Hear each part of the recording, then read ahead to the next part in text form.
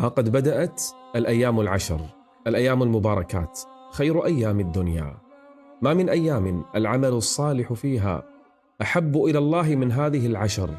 قالوا يا رسول الله ولا الجهاد في سبيل الله؟ قالوا ولا الجهاد في سبيل الله إلا رجل خرج بنفسه وماله ولم يرجع من ذلك بشيء.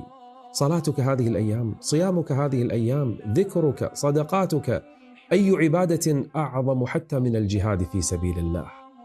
هذه الأيام اجتمعت فيها عبادات لا تجتمع في غيرها، صلاة، صيام، صدقة، وحج، لا تجتمع إلا في مثل هذه الأيام.